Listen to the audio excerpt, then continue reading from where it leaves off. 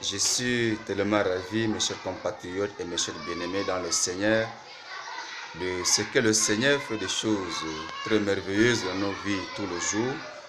Eh bien, c'est la raison pour laquelle moi qui suis votre évangéliste quotidien, votre frère, votre pasteur, que le Seigneur m'a fait aussi une grâce particulière pour que nous puissions partager Jésus-Christ qui est le pain de vie de la terre pour le salut et pour le paradis. C'est la raison pour laquelle, chers compatriotes, je m'adresse à la planète entière. Nous sommes aujourd'hui des peuples de Dieu, nous sommes que des enfants de Dieu, nous sommes que la créature de Dieu, nous sommes que l'homologue de Dieu sur la terre. C'est pourquoi je voudrais vous parler en cette matinée que tout le jour, que le Seigneur nous a fait souvent sa grâce et ses merveilles. Le Seigneur Dieu d'Abraham, Isaac et Jacob ne cesse de nous accorder toujours ses qualités et ses dignités dans le corps de l'homme. Pour ces messages que je voudrais que le monde entier soit à l'écoute, que nous soyons des musulmans, que nous soyons des chrétiens, nous soyons des philosophes, des athées, nous soyons des barbares, nous soyons des païens, de l'extérieur comme de l'intérieur. Nous avons un intérêt profitable à écouter ces messages pleins de la grâce de Dieu. J'aimerais nous faire comprendre que Dieu est amour. Et l'amour de Dieu se manifeste continuellement dans la vie de l'homme.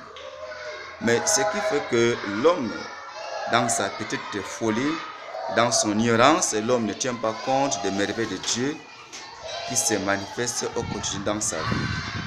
C'est pourquoi je voudrais nous faire comprendre pendant cette matinée, pendant cette soirée, où vous soyez, en Europe, en Asie, en Moyen-Orient, en Afrique et dans le monde entier, sur les 4 coins du monde, je vous demande avec une prière digne du Seigneur Jésus-Christ, me prêter l'oreille à écouter ces messages que le Seigneur Dieu veut à ce que nous puissions partager ensemble.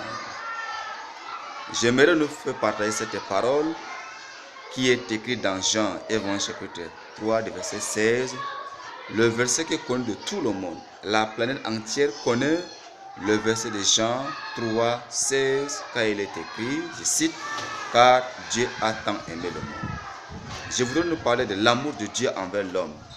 L'homme a été créé à l'image de Dieu.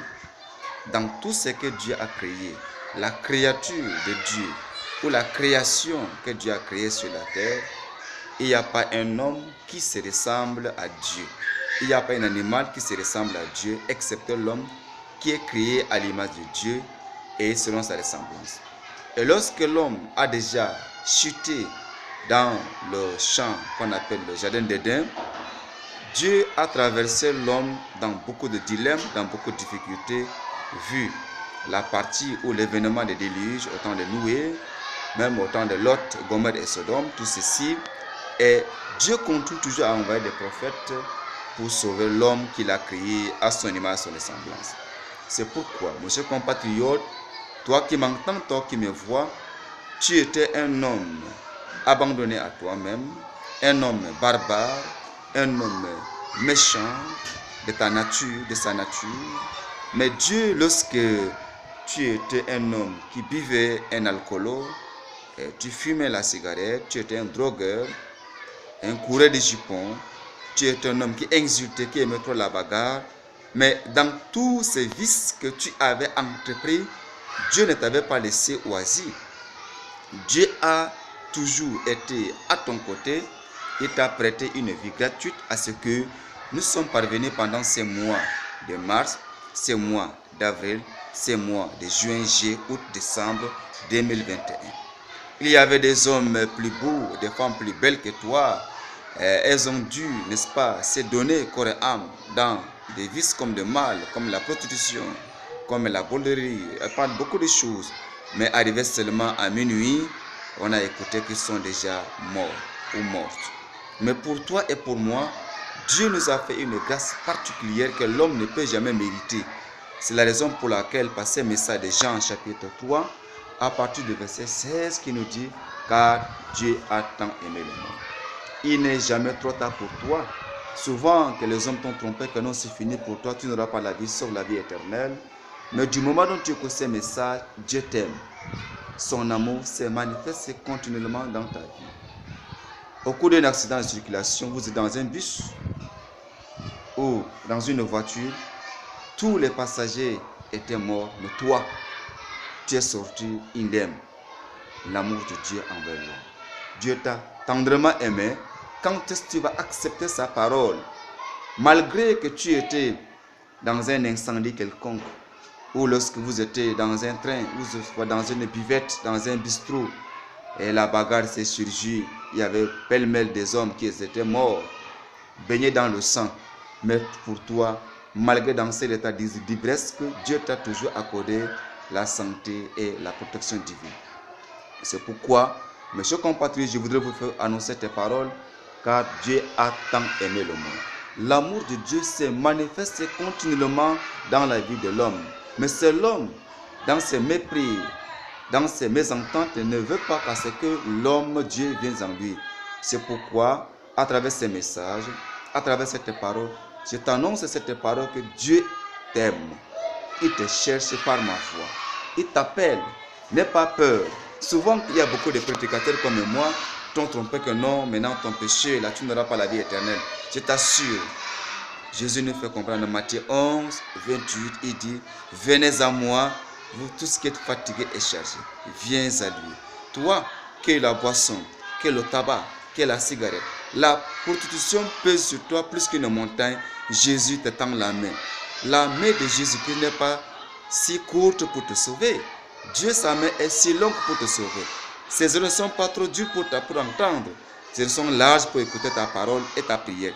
Viens à lui. L'amour de Christ est sur l'homme et l'amour de Dieu est sur l'homme. Mais qu'est-ce que l'homme doit maintenant faire pour avoir cet amour de Dieu en lui? Il faut accepter. Accepter Dieu dans sa parole. Abandonner l'ivrognerie, abandonner la bagarre, abandonner la fâcherie, abandonner la colère, abandonner la fraude, abandonner la tricherie, abandonner tout ce qui est dans le sens du mal. L'homme de Dieu devrait abandonner pour accepter la voie de Dieu. C'est pourquoi, chers compatriotes, passez sourire. J'étais aussi un homme perdu et égaré par la parole de Dieu et par le Fils de Jésus-Christ, par le Fils de Dieu Jésus-Christ, que je suis parvenu à être aussi un prédicateur comme toi, comme moi. Je t'en prie d'accepter Dieu, car Dieu est amour.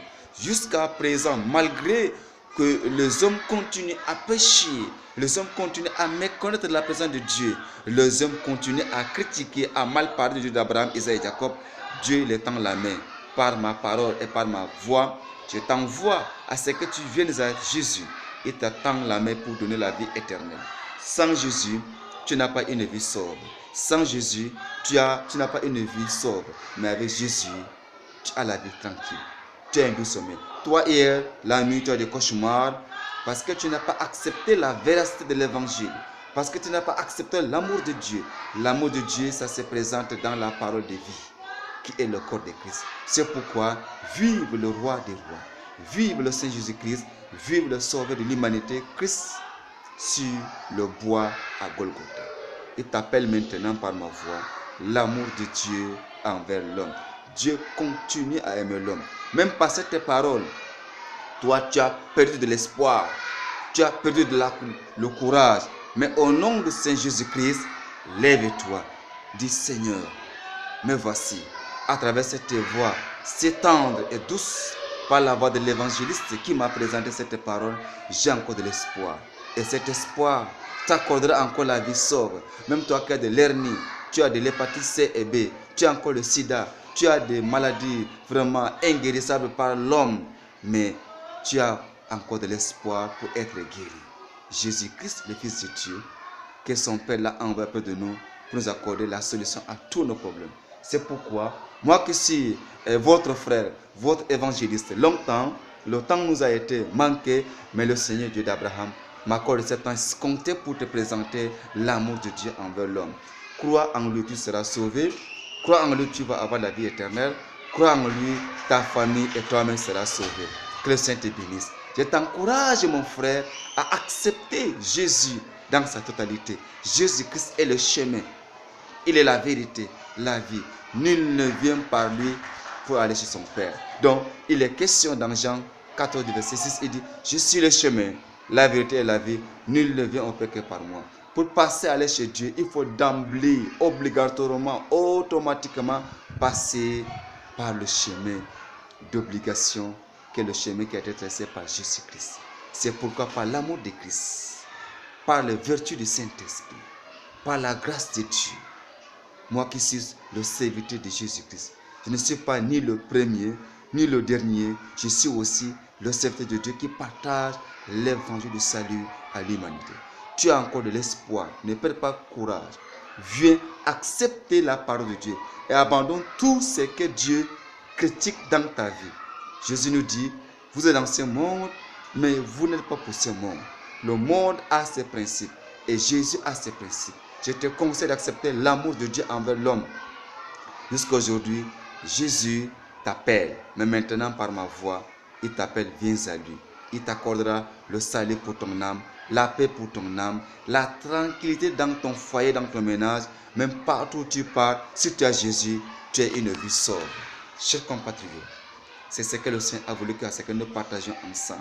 Toutefois, lorsque tu vas t'imprégner de ce message, de cette voix de l'évangile qui sauve, je te demande de s'abonner à cette chaîne dénommée La Voix de l'Évangile. Et veuillez aussi partager cette parole à ton ami, à ton copain, à ta copine, à ton collègue de service et à ton camarade, de même à ta camarade, même à ton voisin. Je vous invite, celui qui a des problèmes d'ordre spirituel, il peut me contacter par La Voix de l'Évangile, par cette chaîne YouTube, le numéro plus 235 66 10 52 10 52 235 66 52 10 52.